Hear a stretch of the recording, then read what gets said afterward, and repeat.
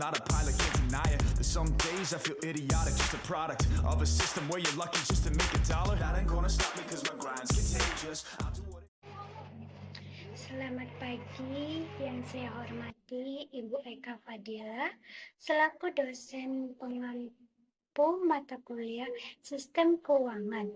Perkenalkan, saya Nofri Dasari Munte dengan nomor absen 15 dari program studi Administrasi Publik.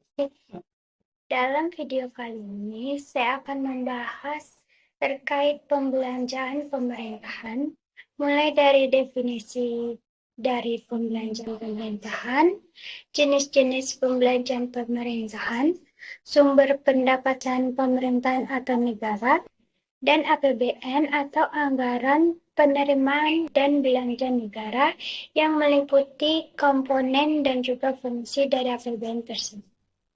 Selanjutnya ada pengertian dari pembelanjaan pemerintah.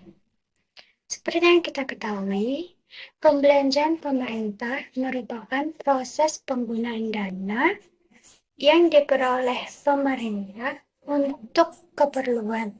Keperluan tersebut meliputi keperluan operasional, investasi, dan pengembangan ekonomi negara. Pembelanjaan ini meliputi penggunaan dana untuk infrastruktur, pendidikan, kesehatan, dan lain sebagainya, serta dengan tujuan untuk meningkatkan kualitas hidup dari masyarakat dan juga untuk meningkatkan pertumbuhan ekonomi negara.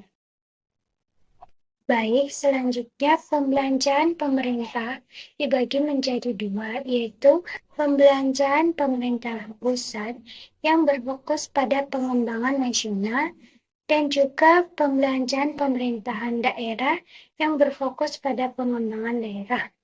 Selanjutnya ada sumber-sumber penerimaan negara atau pemerintah. Yang pertama, pajak. Pajak merupakan pendapatan negara yang diperoleh dari pendapatan warga negaranya, berupa pajak pendapatan, pajak bumi bangunan, pembayaran jalan tol, dan pajak pada perdagangan internasional. Kedua adalah pinjaman. Pinjaman merupakan sumber dana lainnya yang dipergunakan oleh pemerintahan untuk keperluan pembelanjaan negara. Pinjaman ini dapat diperoleh pemerintah melalui bank sentral atau lembaga keuangan lainnya. Baik, selanjutnya ada pengertian dari APBN. Seperti yang kita ketahui, APBN merupakan rencana keuangan tahunan pemerintah Indonesia yang disetujui oleh DPR, yang berisikan tentang daftar sistematis dan terperinci mengenai rencana penerimaan maupun pengeluaran negara selama 1 tahun anggaran. APBN memiliki beberapa komponen penting, yaitu yang pertama ada pendapatan negara yang meliputi semua pemasukan pemerintahan seperti pajak, royalti, dan hasil privatisasi. Yang kedua ada belanja negara yang meliputi semua pengeluaran pemerintahan seperti belanja pegawai, belanja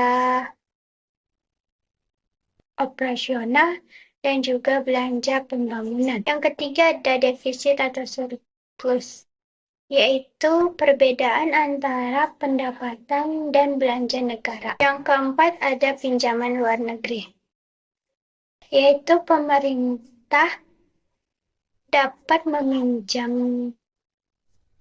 uang dari luar negeri untuk membiayai belanja negara. Yang kelima ada pinjaman dalam negeri, yaitu pemerintah dapat meminjam uang dari dalam negeri seperti melalui bank sentral atau kelembagaan keuangan lainnya. Dan terakhir ada sumber dana lainnya, yaitu pemerintah dapat mengumpulkan dana melalui sumber dana lainnya seperti dari hasil privatisasi maupun penjualan aset negara. Selanjutnya terdapat beberapa fungsi dari APBN.